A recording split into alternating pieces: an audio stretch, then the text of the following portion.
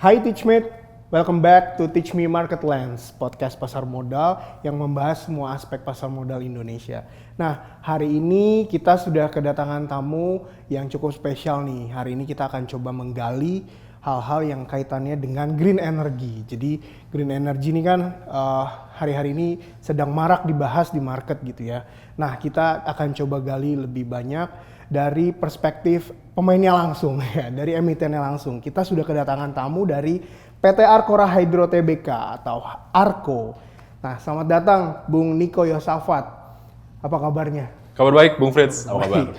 Siap. Oke, hari ini Bung Niko mewakili Arco gitu ya. Boleh diceritain nggak daily basis ngapain aja, sebagai apa di kantor gitu sebelum kita masuk ke hal-hal berikutnya? Boleh. Di Arco, mungkin dikenalkan dulu ya. Arco itu adalah ticker kami, kalau kepanjangannya PT Arcora Hydro Tbk. Sesuai namanya ya, Hydro. Jadi kami itu memiliki core competence atau bisnis utamanya di hydropower plant. Jadi dalam keseharian tentu bukan saya yang mengoperasikan hydropower plant kami, PLTA kami, namun saya lebih mengurusi terkait dengan investor karena saya adalah investor relations. Nah, dan tidak hanya investor relations, namun saya juga bertugas untuk bisa menyebarkan informasi, keterbukaan informasi dari Arco kepada publik seperti itu. Oke, jadi hydro power plant gitu ya. Kalian tuh operatornya saja atau yang memang develop hydro power plant-nya, terus setelah running kalian yang operasionalnya, kalian yang maintain, atau bagaimana sih? Oke. Sejauh apa sih lingkupnya? Basically kami semuanya. Jadi mulai dari from A to Z, mulai dari kami yang benar-benar mencari ke hutan-hutan, ke sungai-sungai yang ada di dalam hutan belantara, kami yang mencari lokasi strategis di mana bisa kami bangun hydropower-nya. Lalu tidak hanya dari mencari, tapi kami juga yang membuat atau menyusun pre-feasibility studies ataupun studi kelayakannya, apakah sungai ini layak untuk bisa didirikan hydropower plant. Kemudian kami juga yang membangun, dan akhirnya setelah bangun, konstruksi selesai, kami juga yang mengoperasikannya hingga menjualnya ke PLN. Oke, jadi menarik ya, semua dari awal sampai ke ujungnya kalian yang lakukan gitu ya. Oke, menarik nih. Tentu bicara soal energi terbarukan gitu ya. Nah, spesifik soal hydro, soal air, ini kan sangat bergantung sama yang namanya cuaca gitu ya, sama ya weather. Ya ketika hujan deras, debit air tinggi, ya pasti ada pengaruhnya. Sebaliknya kalau ketika musim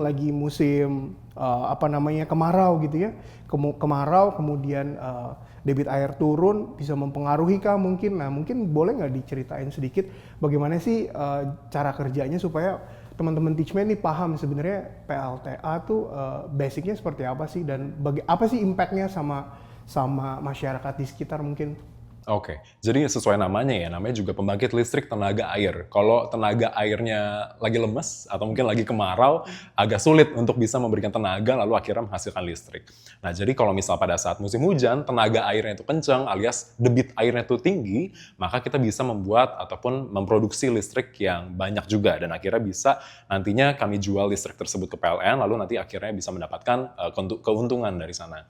Nah, kalau misalnya membahas lebih teknis terkait dengan curah hujan ataupun musim, tentu hydropower dimanapun, PLTA dimanapun itu pasti akan terdampak. Apalagi kami tidak menggunakan bendungan, alias kami tidak memiliki reservoir atau cadangan air. Jadi kami benar-benar memakai alih-aliran langsung sungai, alias run of river namanya ya. Nah, kalau kami pakai run of river, nama sistem hydropower-nya atau tipenya, maka kita sangat bergantung kepada curah hujan. Namun di Arco, sebelum kami membangun si hydropower plant ini, kami benar-benar mencari titik mana nih yang kira-kira pada saat lagi musim kemarau, debit airnya tuh masih stabil. Jadi kami lihat dulu di hulu airnya atau di sumber airnya itu, apakah masih rapat vegetasinya, apakah terdapat banyak aktivitas seperti industri ataupun pemukiman di sana. Kalau misalnya ada banyak, nah kami coba mencari yang lebih tebal lagi nih vegetasi hutannya. Jadi mau itu musim kemarau ataupun lagi musim kering, listrik kami tuh masih bisa tetap stabil karena sumber airnya juga tidak terlalu terpengaruh oleh cuaca seperti itu. Sebenarnya cukup sensitif antara debit air tadi ya, cuaca terhadap cuaca yang fluktuatif terhadap produksi listrik yang bisa dihasilkan gitu ya. Tapi tadi Bro Bro Niko sampaikan bahwa udah dimitigasi gitu ya, akan cari plan-plan yang akan dibangun itu lebih yang cukup bisa melindungi gitu ya, melindungi kapasitas produksi nanti ke depan gitu. Oke, Bung Niko, terkait dengan kinerja per kuartal ya, khususnya Q3 2025 kemarin yang Arko pendapatannya naik 61%, kemudian laba bersihnya juga naik hampir 20% gitu ya. Nah, ini bisa dibilang kan berkat anomali cuaca gitu ya, bisa dibilang ketika curah hujan justru tinggi di saat musim kemarau. Nah, tapi ini membuat investor tentu bertanya-tanya nih, seberapa sustain nih, kan sangat bergantung sama cuaca gitu ya, seberapa sustain pertumbuhan ini gitu ya. Jangan-jangan nanti 2026 kemaraunya panjang, lalu kinerja Arko-nya bisa ikutan kemarau. Nah, gimana Arko menanggapi hal ini? Betul. Kalau misalnya kita langsung menjawab terkait dengan konteksnya pertanyaan investor, itu sebagai investor relations tentu saya dapat pertanyaan itu banyak sekali ya di luar sana. Sudah sering ya? Sudah sangat sering. Namun jawabannya tetap sama, karena meskipun curah hujannya itu naik turun, tapi kalau misalnya kita tahu lah, mungkin kalau sekarang kita lagi take nih di bulan Februari, let's say, di Januari, Februari kan kita tahu lah sekarang lagi hujan-hujannya kan, mungkin sampai Maret. Nah, namun di April lama-lama akan makin normalize curah hujannya, lama-lama bisa masuk ke musim kemarau. Indonesia kan biasanya di bulan Juni, Juli, Agustus gitu ya. Dan kalau kita ngelihat data curah hujan yang Arko miliki di site-site kami yang mulai ada dari di Lampung sampai ke Sulawesi Tengah, itu tuh curah hujan yang paling rendah tuh di sekitar bulan Agustus dan September. Namun kalau kita lihat lagi dalam setahun, curah hujannya itu kurang lebih seperti pelana kuda. Jadi tinggi, rendah, tinggi lagi. Betul, jadi pada saat kita harus mengejar target produksi listrik dari PLN, meskipun di tengah rendah, di Juli, Agustus, September ini kemarau, namun kami bisa mengejar produksi listrik di bulan awal-awal tahun ataupun di akhir tahun. Jadi itu yang membuat produksi listrik Arko ini tetap stabil meskipun terdapat curah hujan yang beda-beda di setiap bulannya. Namun kalau Bung Frits tadi menyebutkan terkait dengan buku ya, kalau kita melihat laporan keuangan Arko sebenarnya untuk investor mungkin akan melihat nanti segmen pendapatan Arko yang ada dua di dalam financial statement atau di laporan keuangan. Yang paling utama itu adalah revenue atau pendapatan dari pendapatan konstruksi, dan yang kedua adalah dari produksi listrik. Nah, kalau misalnya kita lihat, mumpung ini kebetulan kita lagi ngobrolnya di Teachme ya, jadi kan saya asumsikan bahwa teman-teman Teachmate itu sudah mulai berinvestasi nih. Jadi mungkin sudah mulai terbiasa untuk membaca laporan keuangan. Jadi kalau misalnya kita bedah laporan keuangannya, akan terlihat nih dua segmen keuangan yang berbeda di dalam income statement. Nah, kalau misalnya yang pertama revenue ataupun pendapatan dari konstruksi, itu tuh yang lebih besar komposisinya di dalam laporan keuangannya Arko, sekitar 75% lah. Oh, justru 75 banding 25 ya? Betul. Nah, artinya apa? Artinya pada saat Arko ini memiliki proyek yang masih dibangun, itu sudah bisa kita catatkan pendapatannya. Kenapa? Karena pada saat sudah kita mendapatkan kontrak dengan PLN, lalu kita mulai bangun, kita tuh sudah bisa mensecure ataupun mengamankan pendapatan atau arus kas dari pelanggan, which is PLN, itu sampai 15-30 tahun ke depan. Jadi kita nggak perlu takut nih, mau nanti curah hujannya seperti apa, kita sudah bisa mencatatkan, karena kontrak tersebut sudah diamankan oleh PLN. Jadi sampai 30 tahun ke depan lah, maksimal kayak gitu. Kita sudah tenang aja untuk mencari arus kas dari pelanggan ini, which is PLN. Nah, lalu jadi peningkatan itu betul adanya karena memang setiap tahunnya Arko ini cukup rajin untuk menambah jumlah proyek baru, dan kami juga konsisten untuk mengakselerasi pertumbuhan dari pembangunan proyek. Alias, makin cepat proyek ini dibangun, makin tinggi progres konstruksinya, makin tinggi juga pendapatan yang bisa kita catatkan di dalam revenue konstruksi tadi, di dalam laporan keuangan. Namun, kalau misalnya Teachmates mau melihat berapa sih jumlah uang yang diterima dari produksi listrik, itu lihatnya bukan di income statement, tapi lihatnya di cash flow atau di arus kas. Nah, kalau ngomongin tentang arus kas, itu pertumbuhannya juga lumayan signifikan ya, kalau kita lihat dari 9 months 2024 ke 9 months 2025. Oke, menarik nih. So, Teachmate, kalau penasaran sama laporan keuangannya Arko atau emiten lain, kita punya Teach Me Data loh. Silakan cek Teach Me Data, kalian bisa explore banyak hal, khususnya income statement, laporan keuangan dan lain sebagainya, sampai ke akun-akun spesifiknya ada di Teach Me Data.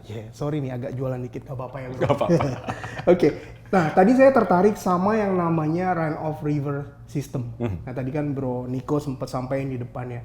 Nah tentu ini kan berbeda dengan DAM gitu ya, PLTA yang sifatnya punya apa namanya itu bendungan. Nah, kalau di Jawa Barat ada bendungan yang cukup besar, Jatiluhur gitu ya. Nah itu tuh bedanya apa sih? Nah itu pertama, bedanya apa? Kemudian kita mau tahu, Teach Me mau tahu nih sebenarnya apakah ada impact sosial ke masyarakatnya antara perbedaan itu ya, dam sama run of river itu kayak gimana sih bro? Oke, menarik. Jadi kalau misalnya sebenarnya kalau kita lihat klasifikasi bendungan itu tuh klasifikasi dari hydropower tuh ada 3. Satu dam, satu run of river, satu tipe pump storage. Tapi mungkin yang pump storage nggak usah kita bahas karena di Indonesia nggak terlalu lazim. Jadi yang ada 2 nih di Indonesia. Yang paling utama itu dam atau bendungan, satu lagi run of river. Nah run of river tidak menggunakan bendungan, tapi bahasa Indonesia kami memakai bendung. Nah, jadi mungkin ini ada sedikit term nih. Satu bendungan, satu bendung. Satu bendungan bahasa Inggrisnya itu dam, bendung bahasa Inggrisnya itu weir. Jadi di Arko kami pakainya weir. Bedanya apa? Kalau bendungan itu memiliki cadangan air. Jadi mungkin kalau misalnya kita lihat di Jatiluhur, Cirata, itu kan ada bendungan-bendungan yang besar ya. Nah di situ tersimpan air yang sangat banyak. Namun kalau misalnya pakai weir atau bendung, kami tidak terlalu memiliki simpanan air. Kami cuma meninggikan permukaan air, lalu nanti airnya pada saat sudah tinggi, lalu masuklah ke salurannya Arko. Nah, perbedaan tersebut itu sudah cukup menjelaskan karena pada saat adanya bendungan, daerah yang terbendung ini, yang ada di atas bendungan ini, tentunya harus dalam tanda kutip agak terendam air. Karena kan jadi airnya naiknya lebih tinggi kan. Karena yang awalnya mungkin lebih rendah harusnya, tapi karena terbendung di dalam bendungan, jadi lebih tinggi sehingga mungkin terdapat beberapa lokasi yang harus terendam oleh air. Namun kalau misalnya di run of river, yaitu yang mana itu adalah tipe hydropower yang Arko pakai, kami tidak ada lokasi-lokasi di atas bendung yang terendam oleh air. Nah lalu hal kedua yang cukup menjelaskan perbedaan dari dam dengan run of river adalah limpasan airnya ini harus kami jaga tetap ada. Alias pada saat sudah terbendung airnya, kan di bawah tentu ada masyarakat atau mungkin hewan di daerah sana yang menggunakan air untuk minum ataupun yang melakukan aktivitas di sungai. Nah itu sungainya akan tetap terjaga karena kami tetap memberikan limpasan ke sana. Dengan kata lain, risiko ataupun dampak negatif kepada masyarakat, kepada alam itu minim kalau misal kami membangun run of river tipe yang seperti itu. Oke, jadi cenderung berbeda ya, dan impact ke masyarakatnya juga minim tadi Bro Niko sampaikan. Betul. Oke, kita mau masuk ke poin berikutnya nih. Kita mau fokus ke soal tadi 75% revenue stream kalian tuh ada di konstruksi gitu ya, pembangunan konstruksi gitu ya. Nah, Arko ini cukup dikenal agresif gitu ya, nambah kapasitas bangun di sini, cari sungai di mana, yang debit airnya cukup oke, lalu ada beberapa proyek yang datanya Teach Me Data ada di Kukusan Lampung, di Tomoni ya Sulawesi Selatan gitu ya. Nah, pertanyaan saya, dalam konstruksi sipil kan, tentu ketika konstruksinya itu dilakukan di medan yang cukup berat kan, kita nggak Teach Me mungkin kebayang di Sungai Citarum gitu kan, yang tentu kan nggak kayak gitu. Bisa aja di gunung-gunung gitu ya, di hutan atau di mana gitu ya. Seringkali ada tentu ketika mau melakukan konstruksi pembangunan di sana punya potensi atau punya risiko delay, entah karena lokasinya payah digapai, lalu atau mungkin ada potensi juga risiko pembengkakan biaya yang tadinya dikalkulasi sekian, karena satu lain hal risiko-risiko itu tadi muncul. Nah, bagaimana Arko menjaga untuk make sure nih bahwa proyek yang udah ditentukan itu bisa on track sesuai sama timeline dan memang mencapai target yang sudah ditentukan oleh Arko. Oke, tentu kalau misalnya di dunia konstruksi ya, di dunia kontraktor tuh memang delay itu sangat sulit ya untuk dihindarkan karena kayak banyak hal di luar yang kontrolnya si pemilik proyek kayak gitu. Nah, namun gimana cara kami di Arco bisa memitigasi risiko delay tersebut ya tentu kami harus memakai ataupun merancang perencanaan yang matang di awal. Jadi kita sudah bisa memperkirakan nih atau mengincorporate kira-kira risiko-risiko apa aja sih yang mungkin terjadi. Lalu pada saat kita sudah tahu risiko-risiko itu, kita sudah bisa memitigasinya. Jadi sebelum risiko itu terjadi, hopefully dengan adanya rencana kami yang matang sebelum kami bangun proyek tersebut, itu bisa teratasi sehingga mengurangi risiko delay. Nah kedua, kami kebetulan, ini sangat bersyukur sekali ya, di Arco tuh ada in-house kontraktor.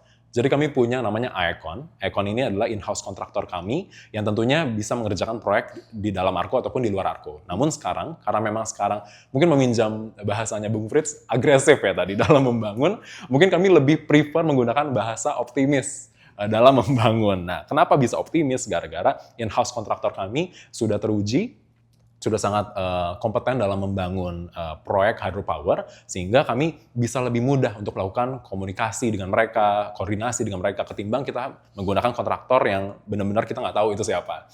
Nah, tapi karena ada in-house kontraktor, dan kami juga memiliki in-house konsultan, kami memiliki in-house konsultan namanya Granif Konsultan di dalam Arco sendiri, itu juga mereka lah yang membuat ataupun merancang feasibility studies dan studi-studi lainnya lah terkait dengan hydropower. Sehingga kita lebih mudah untuk bisa melakukan komunikasi, koordinasi, dan kalau misalnya ada sesuatu yang terjadi itu gampang langsung bisa di-tackle, sehingga itulah yang membuat delay-delay seperti ini bisa kami minimalisasi. Jadi semuanya sudah dihitung matang-matang gitu ya. Ada internal consultant, developer juga internal. Betul. Gitu ya, in-house developer. Nah, saya mau coba gali dari sisi project financing. Kan nggak seru ketika ngomongin proyek, ya strategi financingnya seperti apa sih? Nah, mungkin teman-teman Teachmate penasaran nih, emiten tuh gimana sih cara pembiayaan proyeknya gitu ya. Nah, tentu ketika membangun hydro plant atau PLTA itu kan capek heavy ya.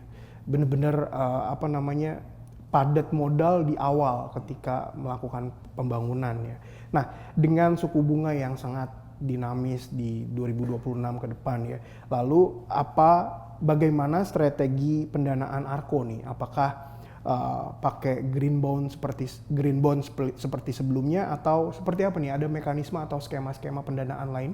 Oke, kalau sekarang sih karena memang kami masih sangat fokus untuk membangun konstruksi proyek tersebut, kemudian juga masih mengoperasikan 4 proyek yang sudah beroperasi saat ini. Baru saja kami di awal Februari ada satu proyek kami baru saja beroperasi, namanya proyek Kukusan yang ada di Lampung. Itu kami memang masih sangat fokus dalam mengerjakan hal-hal operasional ini.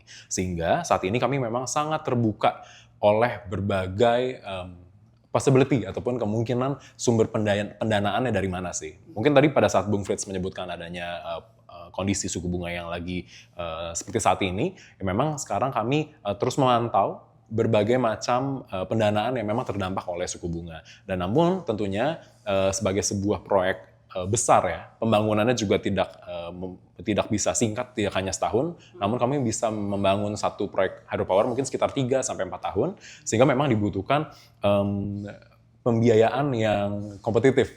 Jadi memang kami tidak hanya terbuka pada instrumen-instrumen keuangan yang berbeda, namun kami juga terbuka pada berbagai sumber atau entitas yang bisa memberikan pembiayaan itu.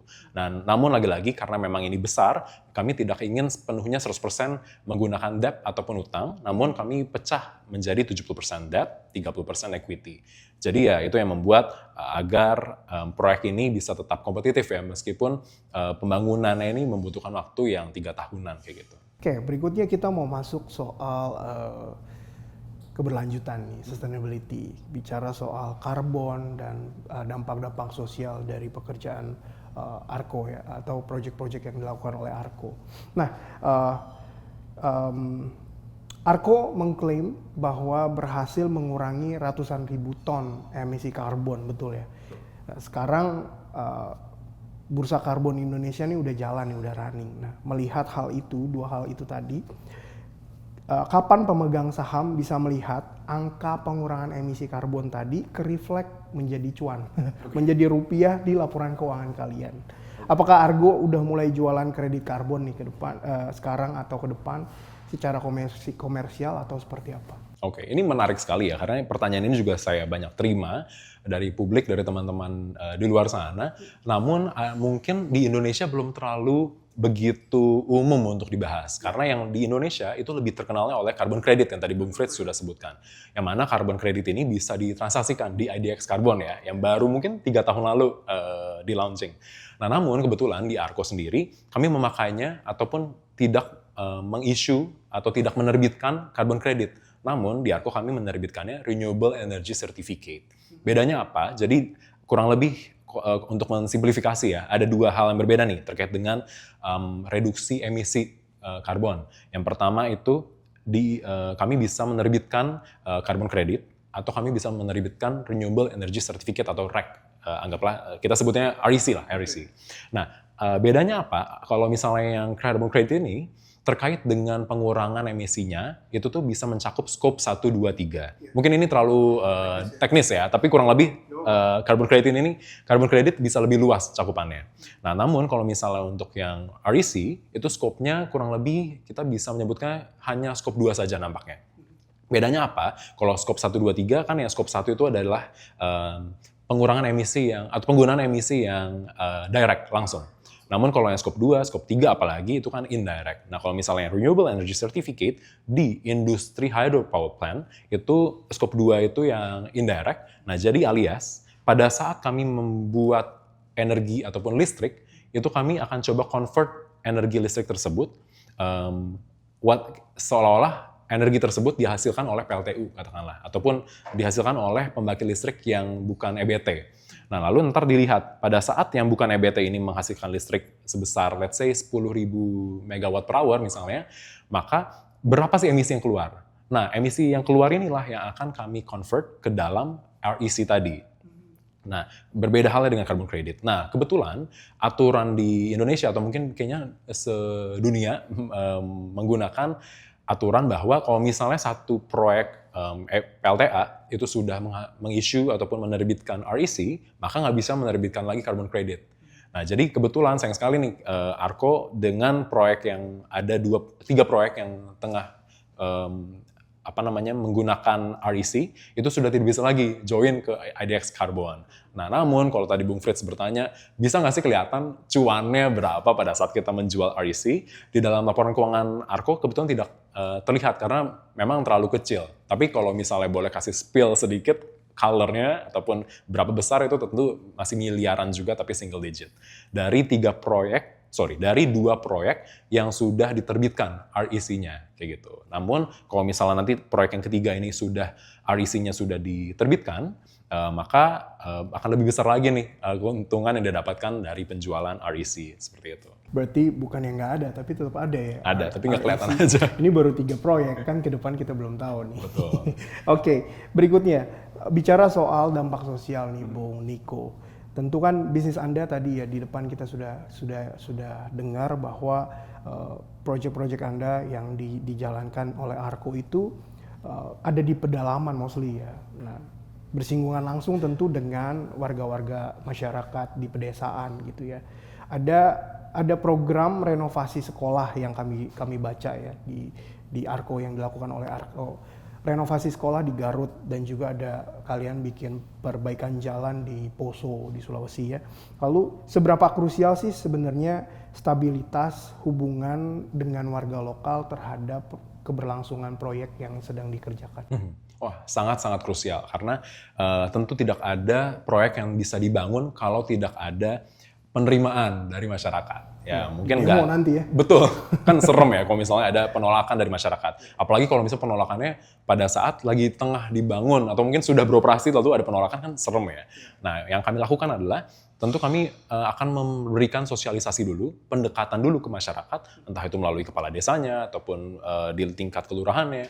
Kita akan mencoba untuk bisa berkoordinasi dengan mereka dan tentunya memberikan penjelasan bahwa pada saat ada proyek Arko yang dibangun dan kemudian nanti bisa beroperasi, tentu proyek ini bisa memberikan benefit ataupun keuntungan bagi masyarakat sekitar.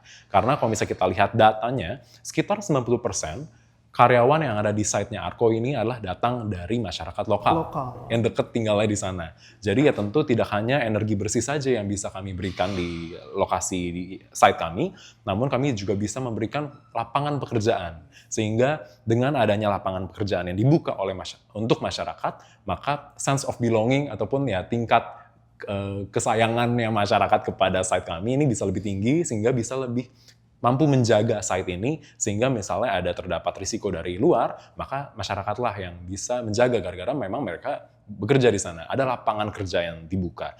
Dan hal ini yang membuat site-sitenya Arko ini berjalan atau dapat beroperasi secara mulus karena memang penerimaan dari masyarakat sudah kami bangun dari awal. Oke, jadi cukup matters ya, tadi ya, hubungan dengan masyarakat gitu ya. Jadi untuk keberlangsungan proyek-proyek atau site yang udah ada di Arko. Nah, terakhir nih kita mau bicara soal ke depan, ya kan. Itu tadi kita udah bahas kemarin dan hari ini kalian lakukan apa. Nah, next kita mau tahu nih sebenarnya Arko ke depan akan seperti apa. Nah, justru ini yang penting nih buat teman-teman investor gitu ya.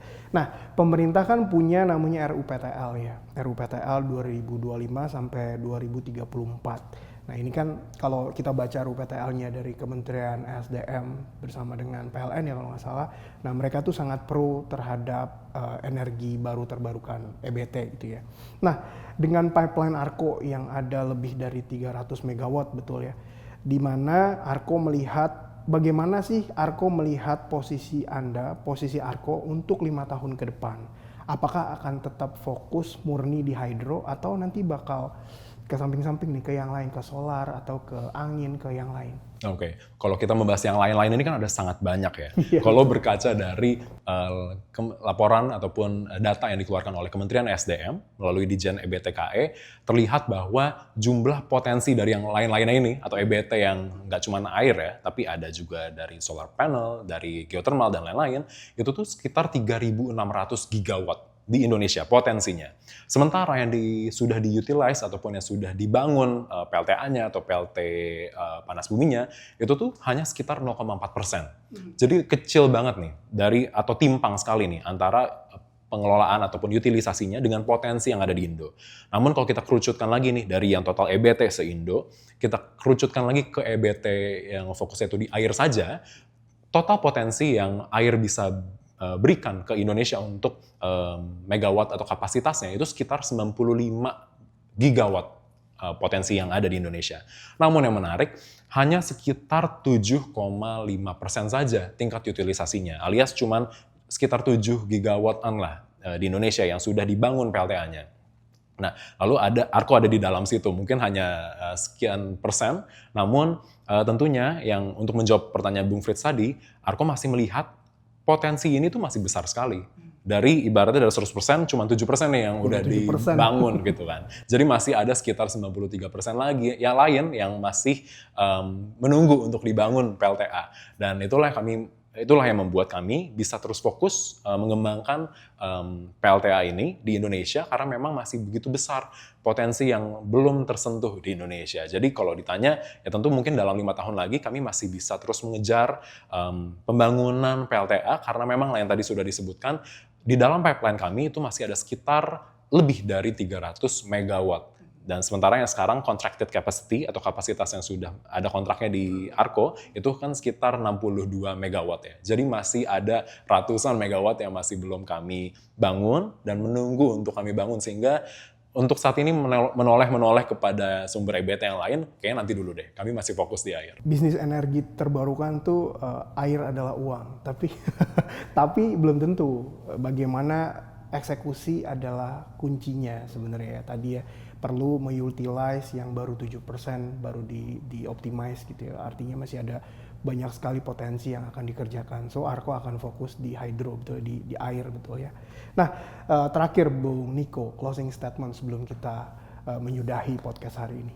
Silakan. Oke, tentu kalau membahas terkait dengan industri EBT, ini adalah industri yang saat ini sudah dibangun, sudah berkembang, dan nantinya akan menjadi masa depan bagi Indonesia. Mungkin tidak hanya untuk masa depan ya, namun saat ini sudah berkontribusi dengan sangat banyak bagi perekonomian Indonesia juga. Karena kalau membahas terkait dengan perekonomian, tidak mungkin tidak didukung oleh adanya energi yang mumpuni.